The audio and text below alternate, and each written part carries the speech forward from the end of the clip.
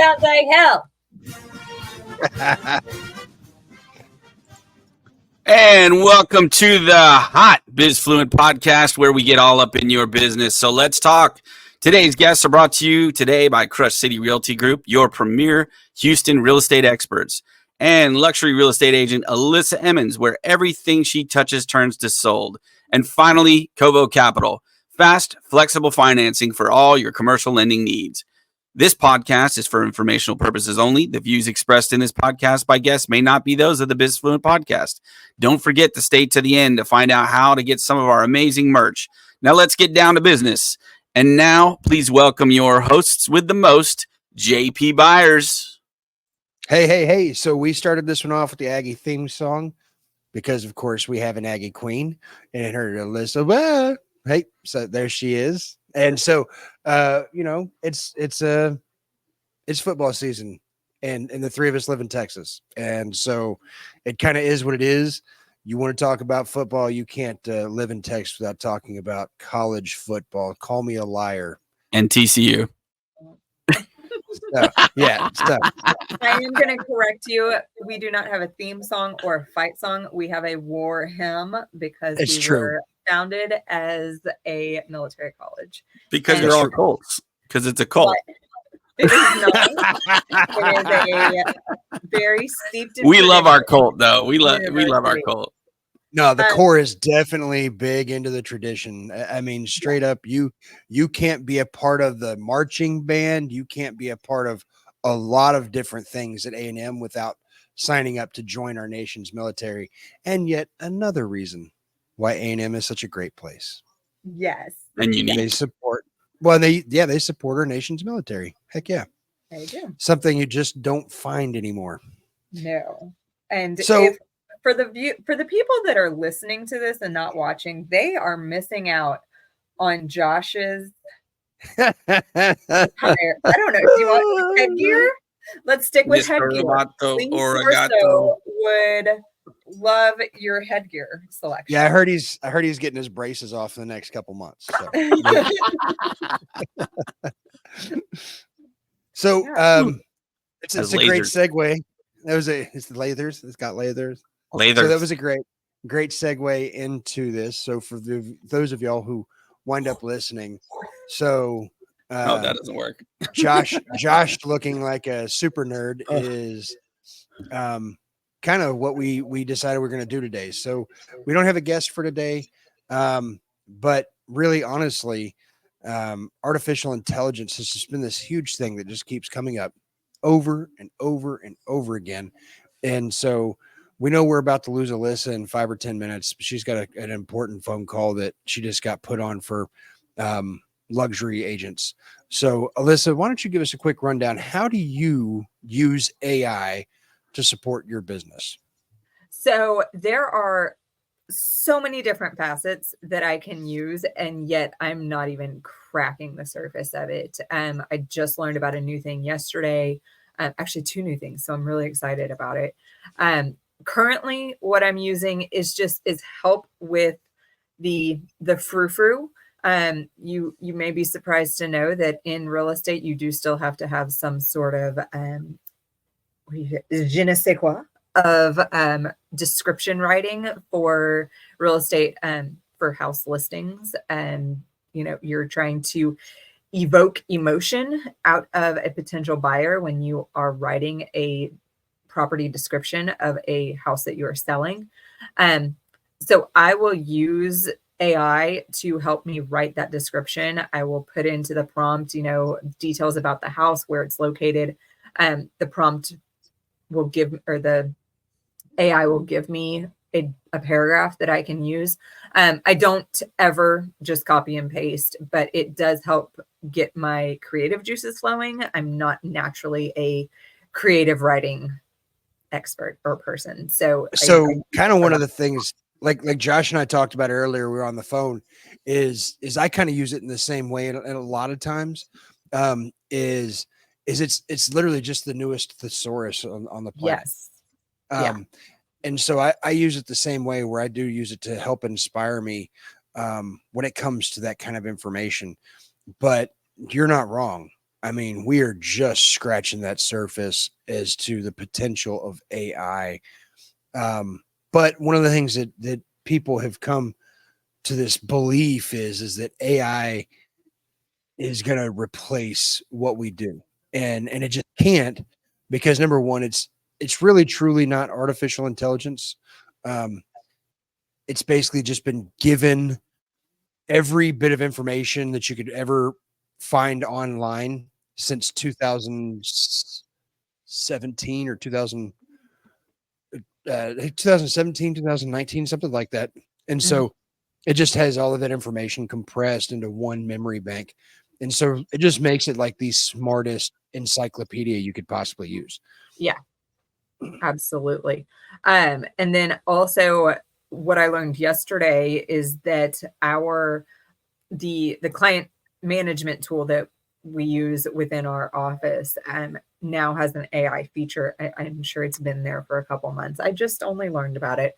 And so as long as I'm making notes in my client like page of, when I talk to somebody, what we talked about, or if I'm sending messages directly from my CRM, my client resource manager, then the AI feature will give me a synopsis of my time with that client. So it will remind me of things that, we may have talked about 2 or 3 years ago that I may need to remember or bring up again in a conversation.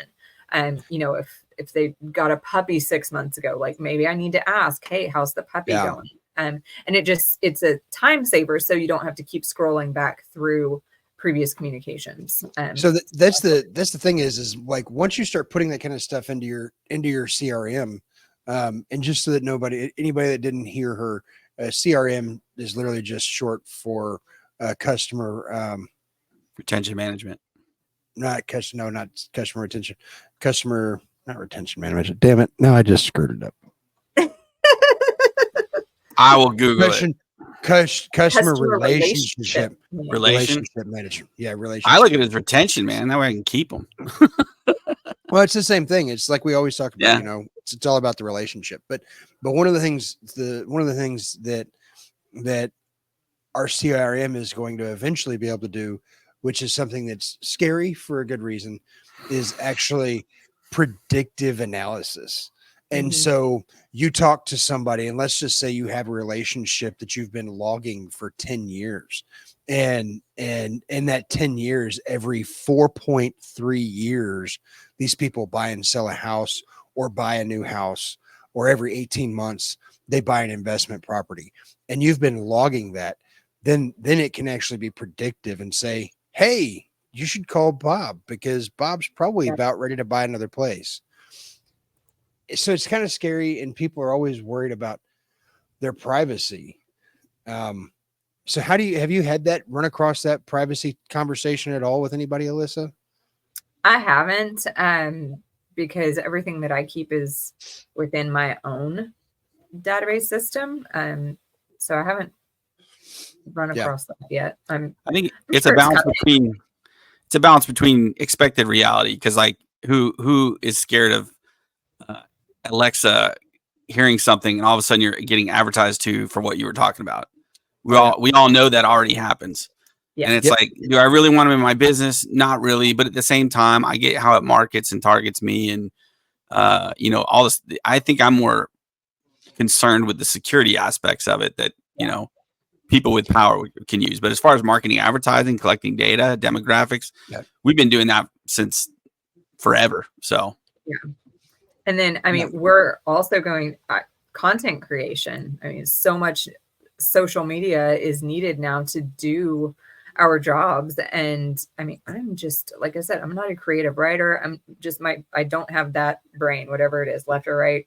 That's not me. So just helping with content creation. Now there's, what was it? JP VEED from ChatGPT. Yep. It's a video, thing that will like basically just create a reel for you. No, it's not perfect, but it's something, and it's probably more than what I'm doing right now.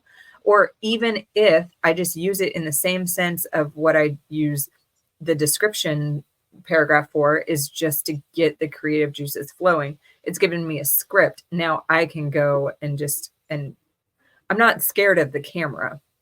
I know a lot of people are. I'm not scared of that. I just don't know what to say when I get on the camera, or I guess have fear of just sounding silly. So if there's a script that I can loosely use, because I won't ever stick to it, just help with that. Yeah. And I mean, it helps with talking points. Yeah, absolutely. I mean, like I've had fun a couple of times having arguments, and I've actually broken my AI a couple of times. Where it's like, and so that's based on like the questions you're asking it, JP. No, absolutely. Well, so like it's so funny because again, it's not artificial intelligence, and so it has to go. It's not truly artificial intelligence, and so unfortunately, the one thing that we know humans don't have the capability of doing is creating thing without perspective, and so that means that AI, as we know it, is also created from a perspective in humanity.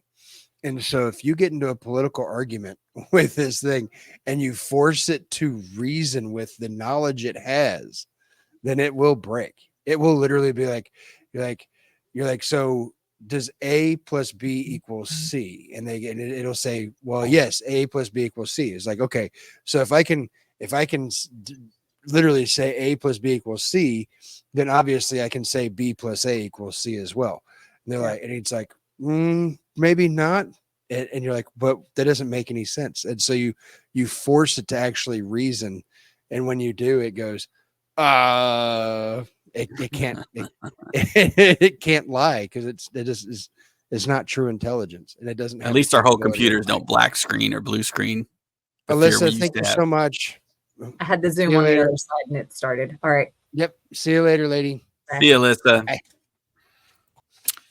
Yeah, I mean, there's two things to sales. There's the process, there's the content, but then there's the personal side of things. And I think it's going to be really, I mean, a lot of people are afraid that they'll lose jobs and certain things. If you are a process, you may lose your job.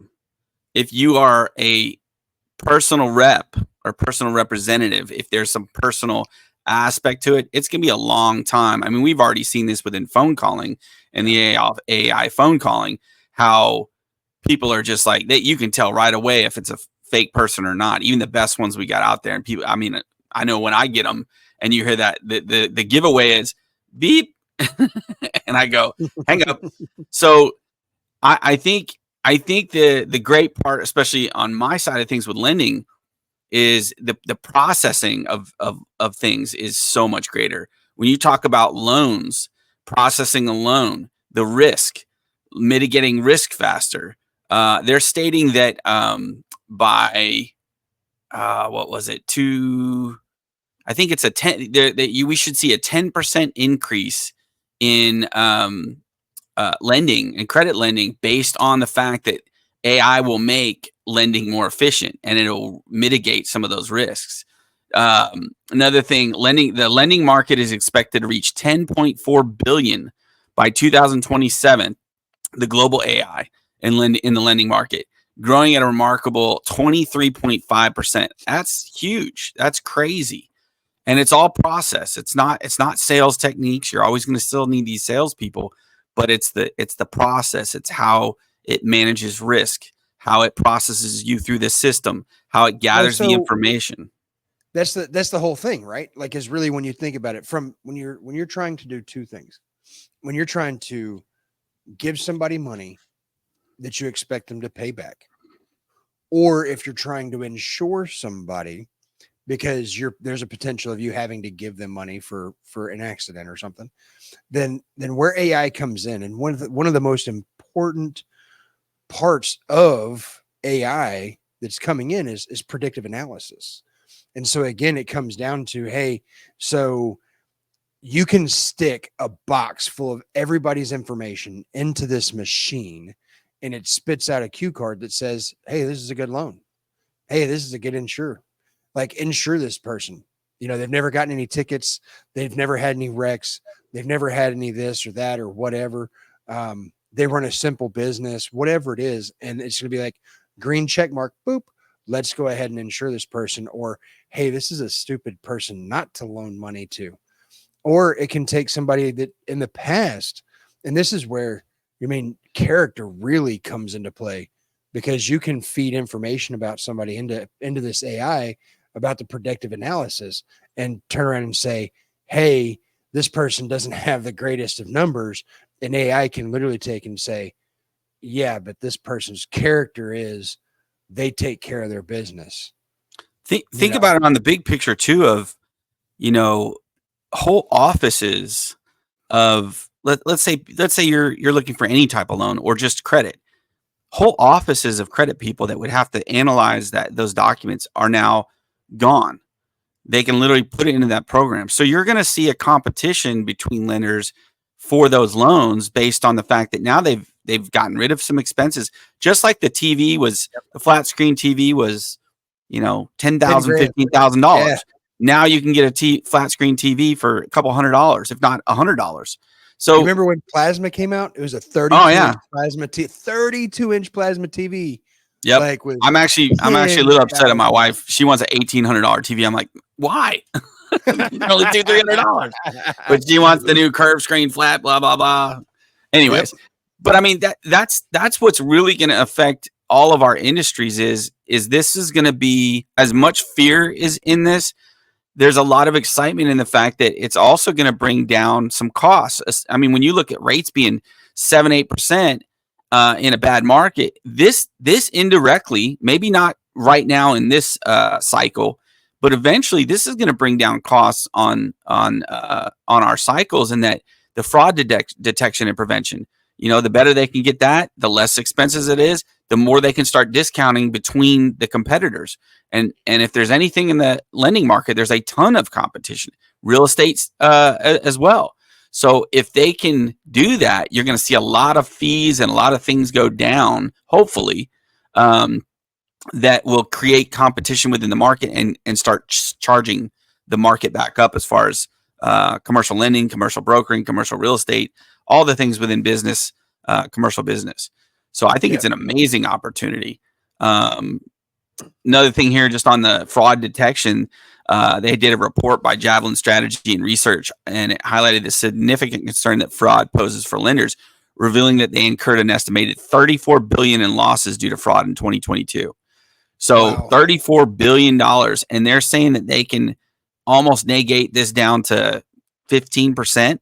So imagine going from 34 billion to a couple billion. That's a huge deal in the market. Maybe zero. I mean, they might be able to get it down to zero. You look at the fact that before you had human error, and obviously we've talked about perspective in this with AI, that it's highly perspective based. And I think there's going to be some mistakes made. I think there's going to be some assumptions made that one perspective is better, but I think even that will end up germinating into and self-correcting itself too, to show multiple perceptions, multiple ways to look at something, obviously to come to a similar answer, but definitely I think that'll self-correct.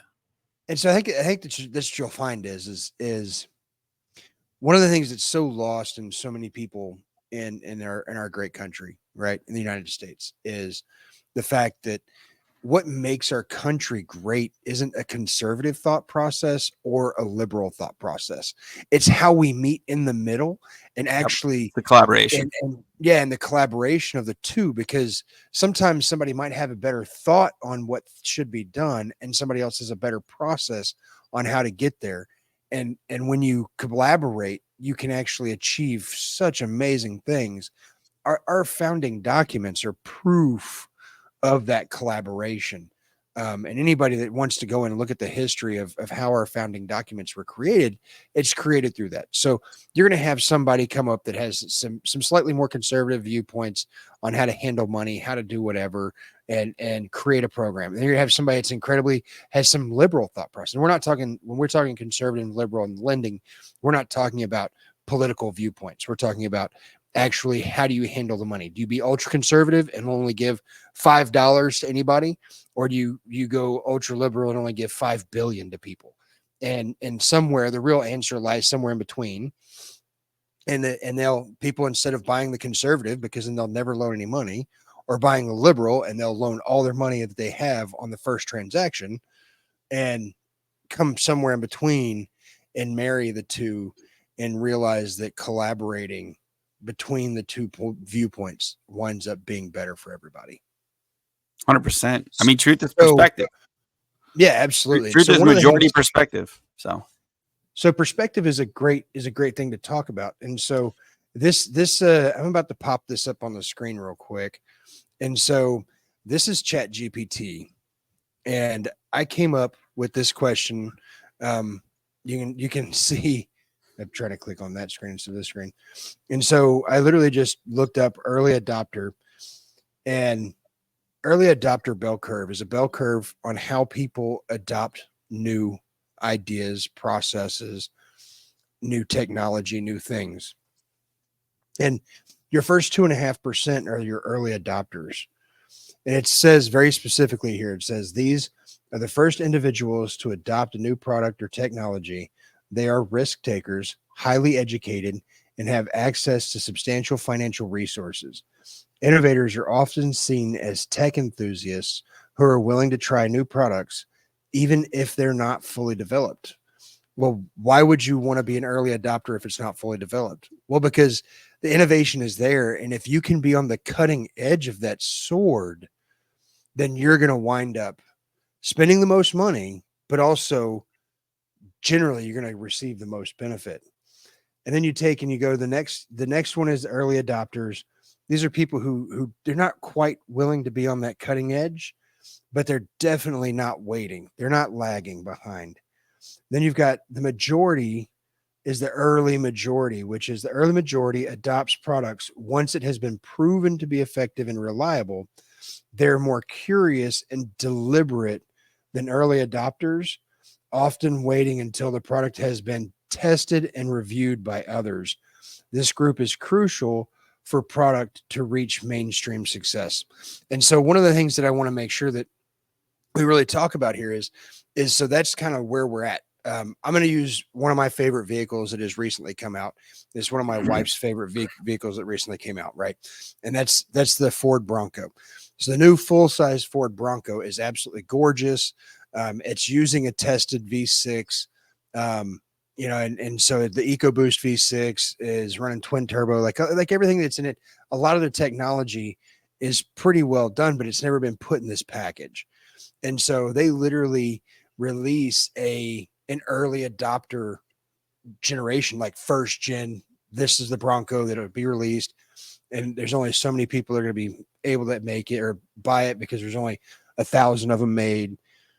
And those are the ones where people come in. But once it's been tried and true, that first generation, then people come in the second year and go, oh, wow, not only is it awesome, but it is also, they've worked out all the kinks. They've already started fixing things. And now it's being easily accepted by the early majority. Where you find you start having issues is people in the late majority. And so if you go back and you look in the late majority here, the late majority is a segment it's skeptical about new innovation and will only adopt a product after the majority of society has accepted it. They require strong assurances of the product's benefits and tend to be more precise or more price sensitive. I hate to be the guy to bash on anybody, but this is your gold and silver buyers. These are people who do not risk money in the stock market. These are people who are like, oh no, slow and steady works for me. That's how the tortoise won the race. The only problem is they think they're in the race and they're not. They're the guys that are back at the starting line, assisting everybody else that's actually racing, because even the turtle and the hare both had investments. They actually were involved in the race. And so your late majority is where you're really starting to find the people who fall flat on their face. Maybe not fall flat on their face, but they're definitely not achieving that next level of wealth. And it's because it's scary. You have a chance to lose a lot of money. You have a chance to lose a lot of business. and you have a chance to lose everything if you don't pay attention to what you're doing. And this is such a big change. I mean, it is scary, but I think that's why this kind of sticks out as a good point is the people who don't accept this, look into it, start trying to use it, see how it can benefit whatever they're doing within business. You're going to fall so far behind because of how big of a leap this is that, you might be in business another 2 years. That's how fast I think this will disintegrate a lot of these businesses. You look at, even it's not directly AI, but you look at the market conditions and everything else, and you're seeing a lot of these restaurants go out of business right now, big chains, filing bankruptcy. Yep. And who's the ones? We're not talking about small ones. Yep. Who's the ones who are staying ahead of it? McDonald's, the ones that have introduced AI and are figuring out ways to reduce costs, be efficient, and continue forward. A lot of that has to do with getting rid of employees, unfortunately, and that causes its own other issues. But the nice thing with new innovations and integrations into our society of business is that as things wane out, other new things wane in. We were on horses for generations and generations. Cars came about. You still see horses. You didn't all of a sudden have all the guys who did horseshoes go out of business and didn't find any other work. The ones that groomed them, the ones that fed them. Yep. Well, so it actually created more job opportunities. That's exactly right. That's exactly right. And so I was about to say that it's like, it's so we're not even quite really right at the 100-year mark for automobiles. Look how far and how fast things progressed. And you look at how I always turn my phone off, and I didn't do that this time. I apologize. So, but you always wait, and it's the people who fall behind. Look at man, you go back to the 60s and you look at Lee Iacocca. I mean, Lee Iacocca, the developer of the Mustang and many, many other vehicles. But when he got scooped up by Ford, and I believe he got scooped up from Chrysler. But when Lee Iacocca took over innovating at Ford, man, like this guy just freaking killed it and knocked it out of the park. But that's because he knew that these people coming back from war were tired of seeing the same old, mom and pop beater cars, and they wanted something new. They didn't want the boomer cars. They wanted the boomers' kids wanted something new, fast, and different. And so it's last one I really want to go over is the laggards. And the laggards are the last 16%. The laggards, they're the ones who resist the change. They typically only adopt the innovation when it's become a necessity or when the older alternatives are no longer available. This group is often older, less financially secure, and less informed about new technology. And so that goes a lot on population demographics as far as age. Your baby boomers, they know they're at the end of their lives. They're probably not going to integrate hardly anything. You'll have a few that have grandkids that talk them into it. It's like video gaming. How many adults, grandparents are playing video games? Not that many. So I see it as kind of the same. It's based on age. And while it's 100% based on age, and it's not 100% based on age. It's a lot of it is based on age, but a lot of it really is also based on education. And so what you're finding right now is there's a lot of people in the and when we say education, don't think I mean going to college. Education has nothing to do with college, in my personal opinion. But the thing is somebody's education level and where they decided they wanted to be at has a lot to do with it. And so somebody who has stuck their nose in electronics their whole lives. I knew this guy in Dallas. His name was Tom, and he was one of the original engineers for Dell. And so Dell originally started developing servers and server farms. And that's how they really became the powerhouse that they are today. That's where they started, was the ground up. And he was he didn't have a degree. He just happened to come from a time when your first personal computer, you literally click switches up and down, and it's called an Altair. And so, and it was an 8-bit Altair. You're like, click, click, click, off on, off on, off on. And then you let it complete a sequence. Then you click, click, click, click, and do it. And that's what he came from. And he fell in love with it so much that he just dove in, started learning about boards, started learning about processors and memory and all that kind of stuff. And because of that, he became an engineer for Dell. And man, that guy, I guarantee you, he's got to be 85 years old now. And I guarantee you he's going to be like, hell yeah, this AI stuff is so cool, because he still cares. And so when you find older folks that are all about technology, my grandfather was one of them. My grandfather was in the space program, from like Gemini, the last 2 or 3 Geminis, I believe, all the way through the shuttle program, when the shuttle program shut down. And so my grandfather was always about adopting the newest and coolest thing. He was shocked at how much a computer costs these days. When I went and helped him buy his last computer, he spent $500 like 4 or 5 years ago. And my grandfather died 86 years old just earlier this year. Sorry, 88 years old earlier this year. And still had a computer that was fairly up to date that he could get on and goof around with. But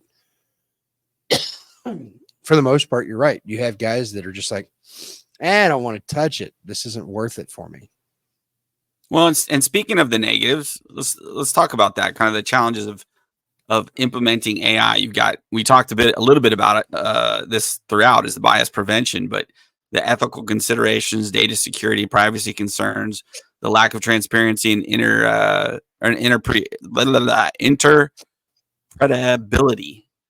But another thing me and Mike were talking about, Mike, my business partner, who's been on the show, we were talking about how we were talking about business plans and projections, and he goes, "Man, this is so cool! I can type in, give me a business summary for a nail salon in Vegas." Boom, types out a summary. Okay, give me projections for that business. Add blah blah blah, and I was like, that's super cool. But then we started thinking about the fact. I was like, that's cool because you know how to write a business plan. You know how to look at projections and how to build projections. But the scary part to me is technology getting so fast that we will start forgetting the basics of why it came to be in the first place. Yeah. Example. I had a couple guys that were a couple kids we took on kind of as internships / we were trying to program out with kids that had high potential but didn't necessarily have banking experience. And I asked them, I said, go write a summary. We had done a ton of training, and I was like, all right, I want y'all to take what you've learned, and I want you to write a script for yourself for your introduction calls to these bankers, because we talked to a lot of bankers to trade deals. And both of them, and this was kind of my introduction to ChatGPT, both of them took from ChatGPT a script, and I'm reading through this dang script and going, it sounds professional per se, but it also sounds funny. Like you wouldn't use these terms here and in this way. So I went back to them. I said, what did you guys write this? And they go, no, we use ChatGPT. I said, did y'all read this? and I think part of the learning curve and the mistake is, and I hope that we still continue to understand this, that ChatGPT is a tool. If you don't understand the basics of it, then you're going to harm yourself in the long run, because all it's going to do is develop it based on your input and other perceptions. If you input the wrong thing, if I had just said I want a business plan for nail salons, and I left out the very important part of in Las Vegas, that report would be entirely wrong, because it would be based on the entire country. And so when I take that document and go get the loan or use it for a loan or whatever, it's going to be inaccurate. It's going to be accurate based on what I gave it, but that person who didn't actually write and put in the right document, the right input for the AI to come back with a good solution or a solution, then you're going to have a lot of inaccuracy. So that to me is probably the biggest scary part, is that these kids who aren't even taking tests now, they're using ChatGPT, or they're not even writing their papers, they're using ChatGPT. They're smart enough to skirt the system, but are they going to be smart enough when they get into a business setting to actually understand what we went to school or worked and actually learned and worked for when they get to that point? That's probably what I'm the most scared of, because technology is going so fast. So think about it like this, right? What's the fourth C you guys just added over at Covo Capital? Character. Right. And so the thing is there's a difference between using a tool for ideas and thought processes than there is using a tool to cheat. And there are times when you can do both. AI is going to be the same thing. I mean, I'm not, just like Alyssa was talking about. The reason I went to commercial real estate was because I really don't care about the emotions of things. It's not that I don't care about people. It's not that I don't care about people's emotions, but the people that I deal with primarily, what they care about more than anything is if it doesn't make dollars, it doesn't make sense. And that, in my world, I'm a numbers person. So in my world, it helps a lot. When I'm using ChatGPT to write something, and I do copy and paste, it's not because it doesn't make sense. It doesn't make sense to somebody who's reading it. But when I create something that I'm going to use ChatGPT for, I very specifically use it because I want what ChatGPT does, which is create and hit all the buzzwords, right? It's like, I am not online enough. I don't care about social media enough. I don't know the Google algorithm enough, or how quickly the Google algorithm or the YouTube algorithm, whatever, changes.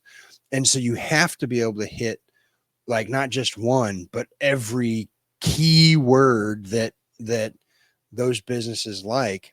And so when I use ChatGPT, it might sound like a robot wrote it. Well, that's because a robot did write it.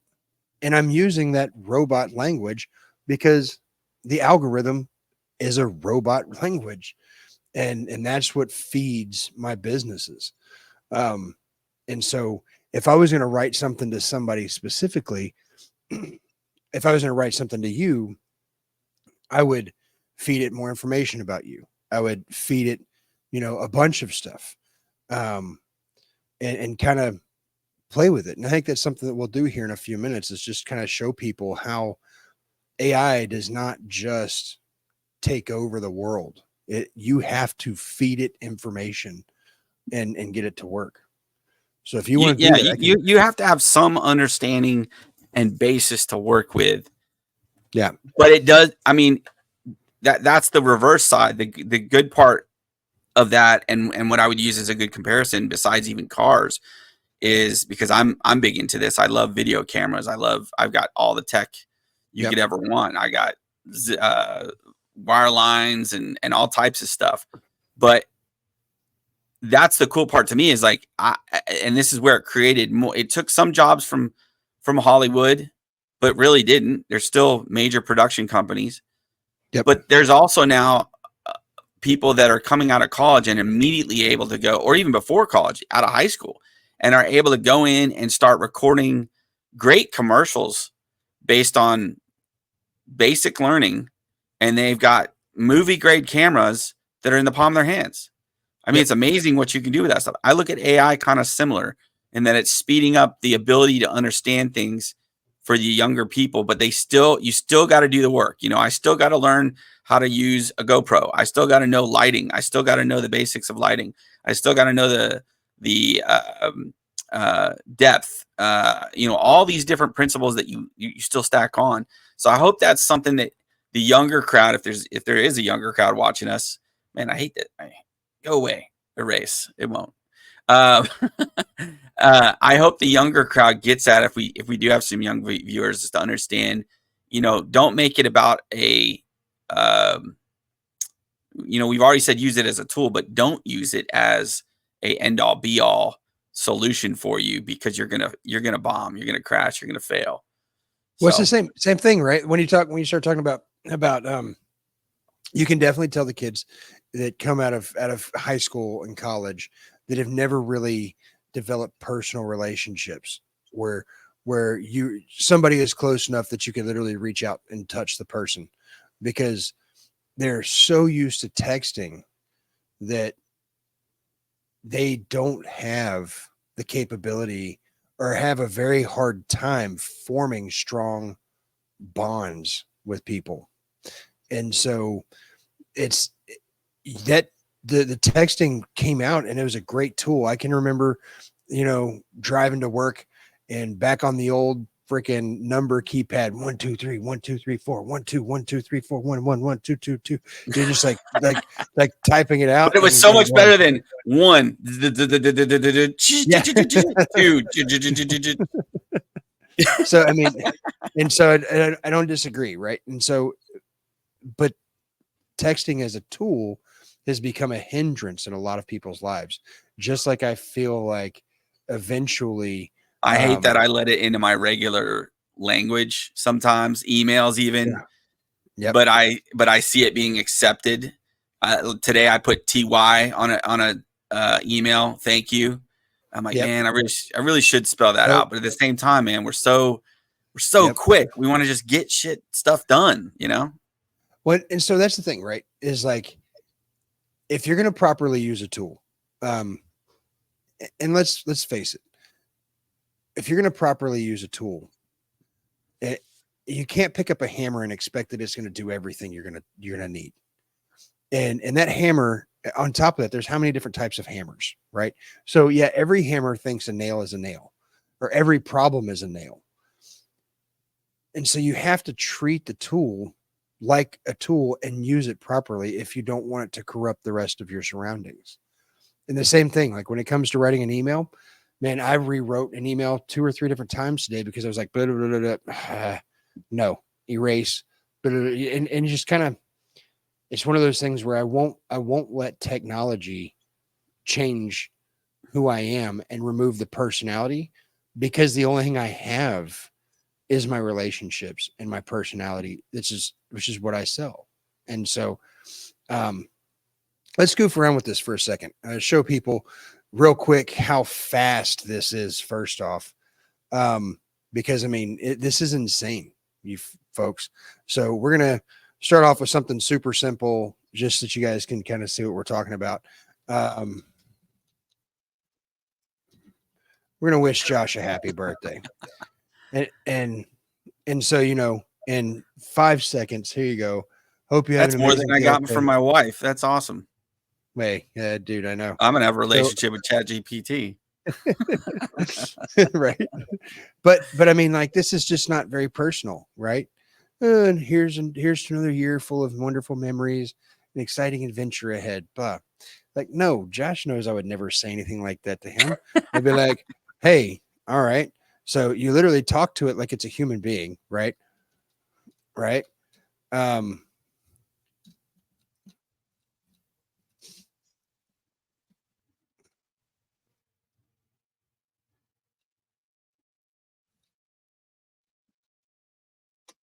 So you tell it, all right, I want it to be really funny, right? It's something where Josh knows that I'm going to make fun of him, right? And so Let's be real. This is big and exciting as well. Let's be real, bigger than your hands, right? I mean, something where Josh knows. May you grab onto all the joy, even if you need both hands to hold a cupcake. All right, I'm going to fight this ChatGPT now. So, I mean, like, those are big hands. Okay.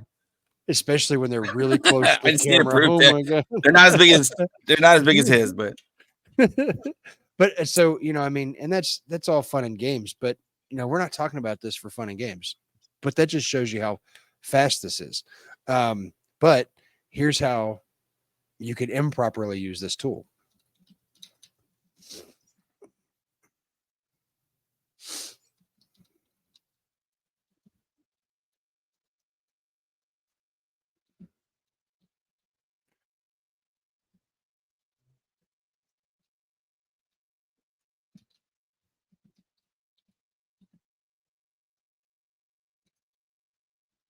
Yeah, and so you can misspell stuff. It knows and understands that we're human and stupid. There you go.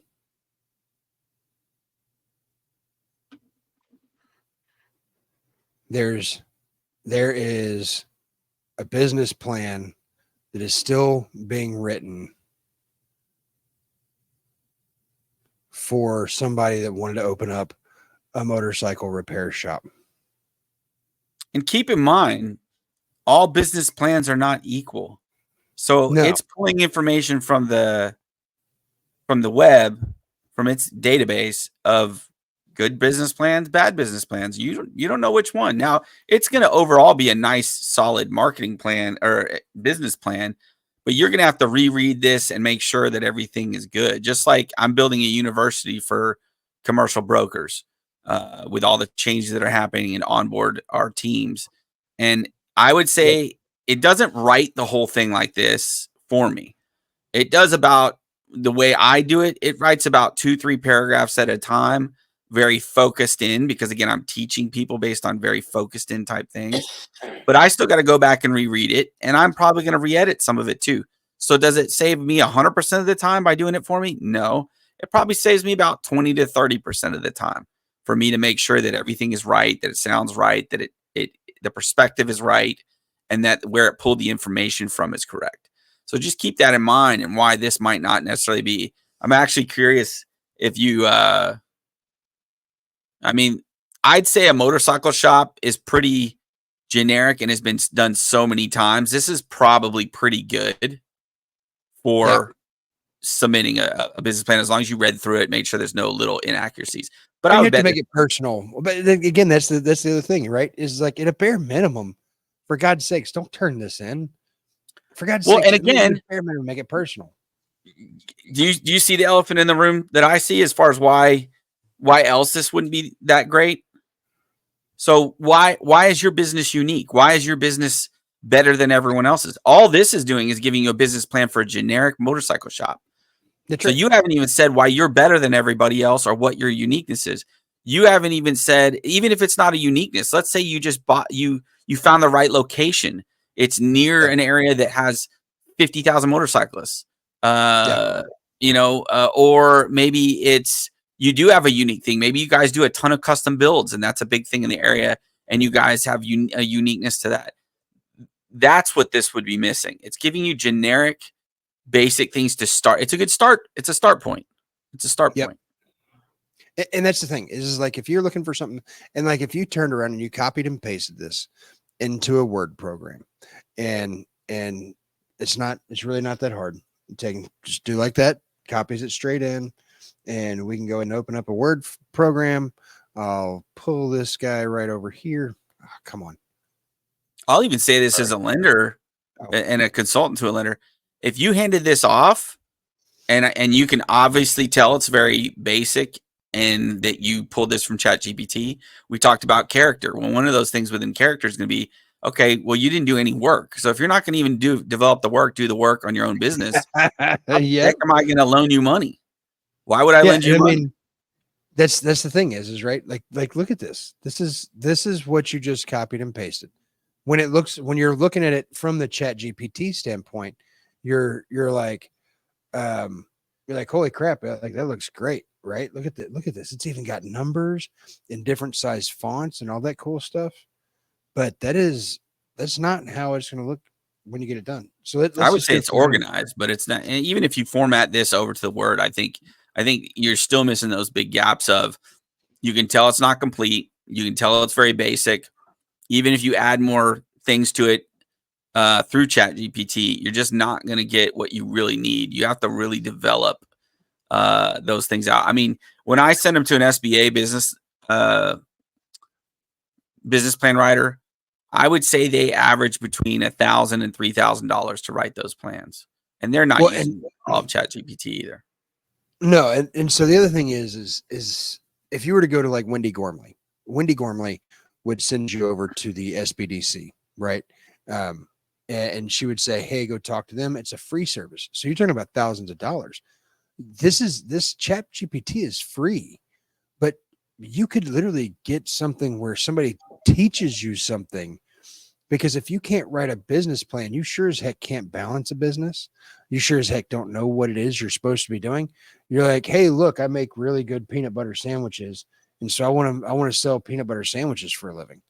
And when you start saying stuff like that, you're like, well, if all you can tell me is you make really good peanut butter sandwiches and that's how you're going to make money, then where's the uniqueness in your business? How much does your bread cost? How much does the peanut butter cost? Do you use jelly? How much does that cost? How much does it cost to purchase? But not only how much does it cost to purchase, are you weighing it out?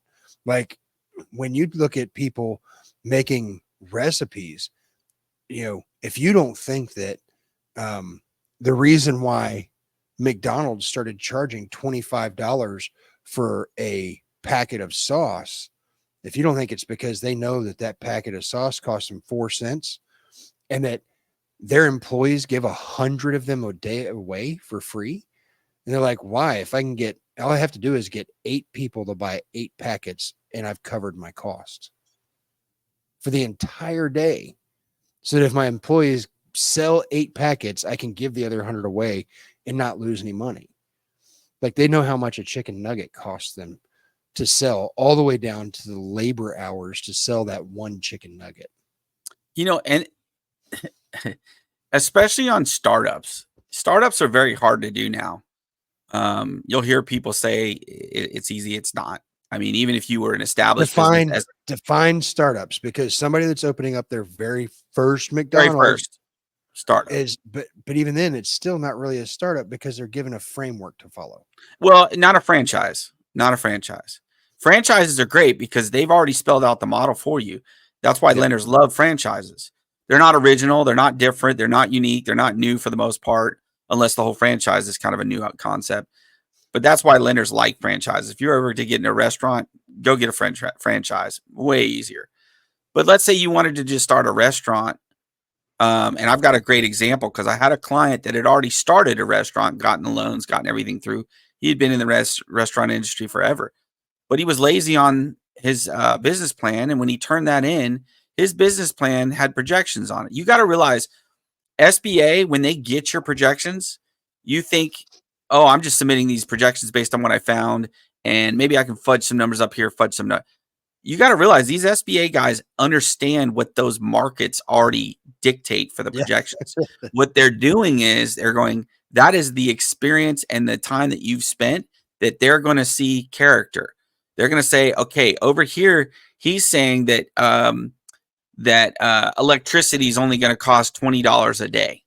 Well, we know that that's not true. There's no way it's going to cost $20 a day in an average restaurant of 2,000 square feet with AC, customers, and traffic.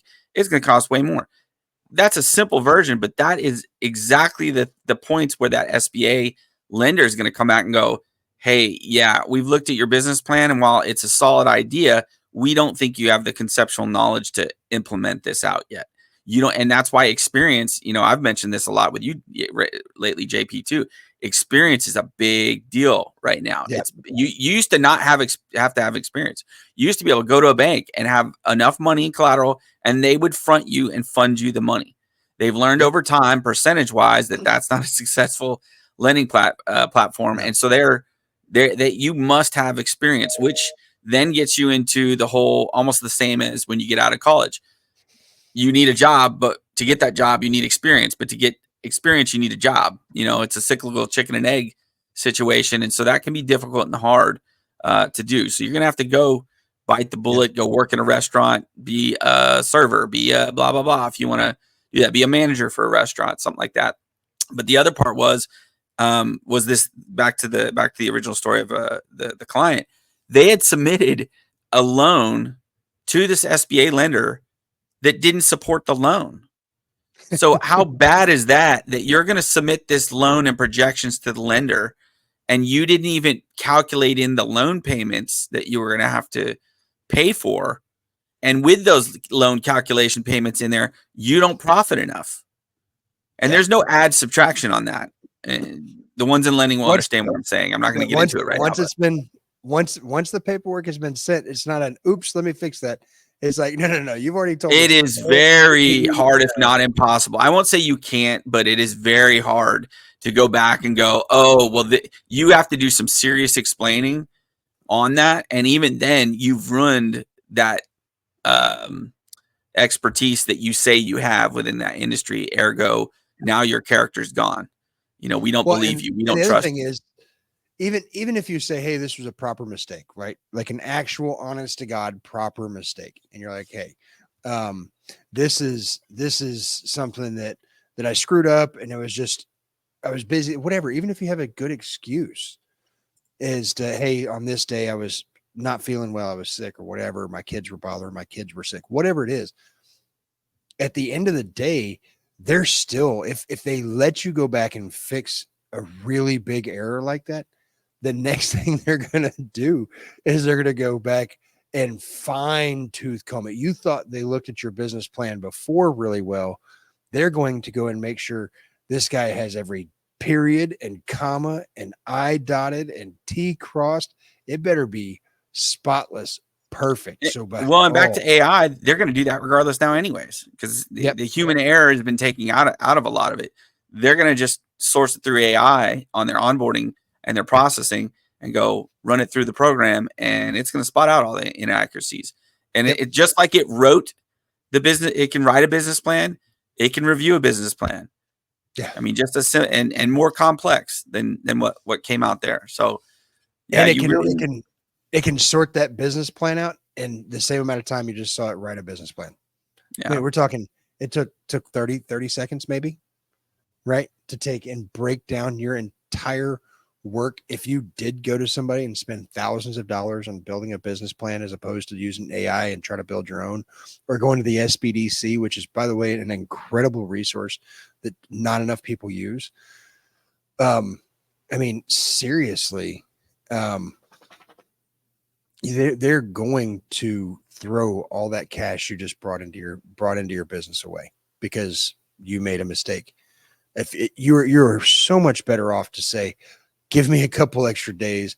I had some sick kids this week and I couldn't get my stuff taken care of. That's one of those, like, hey, we all get sick kids. We all have issues, and we can understand you needing more time, but you rush something to a lender or rush something to a business partner, and you're just throwing shit on a wall and hoping it sticks at that point. Standards ring true for generations, and there's a lot of things within this AI and within business that still stand the same. You got to do the work. Yeah, AI is just a tool. It doesn't take away the work, and I think that's the biggest misnomer still, especially among the younger generation, is that it's supposed to take away some of the work, make it easy. It is supposed to make it easier as a tool, but it's not supposed to take away the work. So, and apparently my dogs decided they're going to be a part of this. Go away. Go give me bed. One of these days we do need to have a dog day for the podcast. Here, I'll show the world my big one. Come here. Come on. That's a computer animated dog right there, folks. Yeah. It's not a real dog. All right.